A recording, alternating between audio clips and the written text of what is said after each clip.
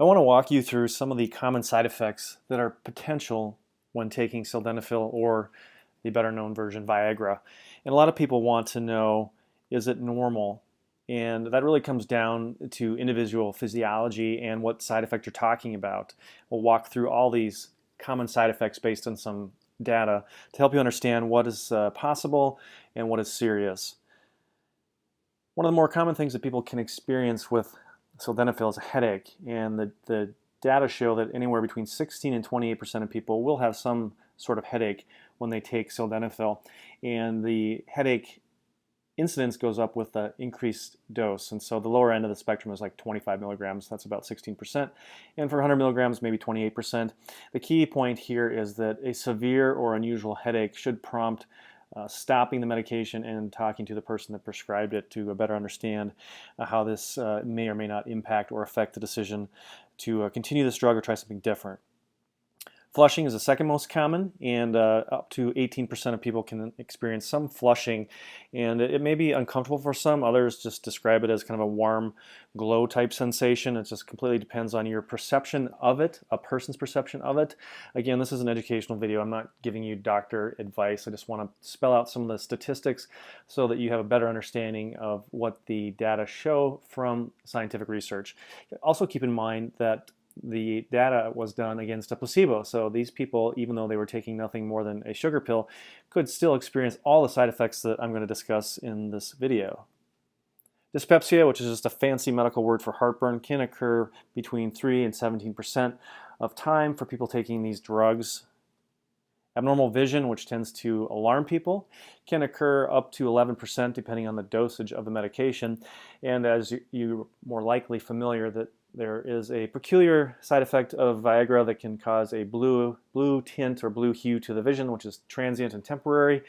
There are some contraindications to using these medications. There's a type of retinal problem that if a person has this, could cause permanent blindness when taking these type of medications. So it's certainly something to be aware of and discuss with your prescribing physician.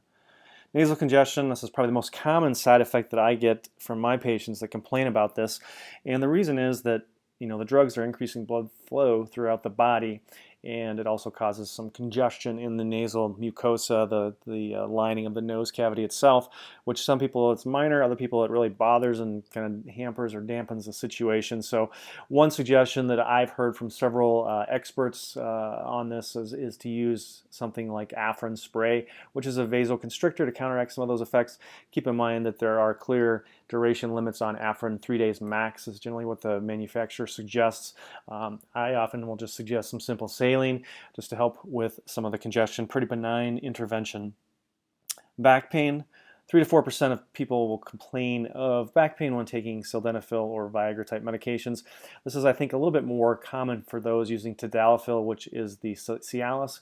Fortunately, in the US, that's gone generic this past fall, and has certainly increased its popularity, at least with the men that I deal with on a regular basis. Muscle aches are about 2 to 4%, depending again on the dosage. More likelihood of having some aches and pains with the higher doses, and it's hard to say for sure if this is purely just a medication issue. Obviously, sexual activity, depending on how vigorous, can also introduce some strain and fatigue as well.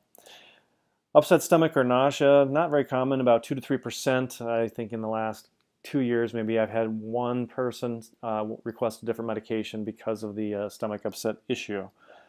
Dizziness, about 3 to 4%, certainly an unpleasant side effect. Like all medications, there is a potential for side effect, and so it's not possible to predict with complete accuracy who's going to experience what, if any, side effects. A lot of patients want to know, is that going to happen to me? And it's really hard to say for sure. There's a whole host of factors: age, underlying medical problems, cardiovascular fitness, hydration status, alcohol or drug use. I mean, the factors in the equation are quite diverse, and you can't just boil it down and give a concrete answer. These estimates are taken from a large pool of patients in a vetted scientific study. Rash, not very common, about 3%, depending again on the dose. And then the big ticket item here is priapism. Priapism is a prolonged, sustained, painful erection, prolonged defined as 4 hours. There is unfortunately some data that shows that there is a form of intermittent priapism. Fortunately, that's not very common. Certain medical conditions, sickle cell and other things are more likely to cause that. But keep in mind that this is a true medical emergency. The prolonged erection will damage the vascular structure inside the penis itself, and this can lead to permanent ED, which would require something more drastic in terms of intervention or treatment. So keep that in mind. If priapism is an issue or concern ever arises, whether or not it's related to ED medication use or otherwise, it is a medical emergency, and I've seen several of these patients in the emergency department over the last few decades, and it's treatable, and it's something that we'd like to intervene as soon as possible for any patient experiencing this. So I hope you found that helpful. Please share this with anybody you think that might find some value in this, and as always, I welcome your comments. Like the video and subscribe if you want more content like this.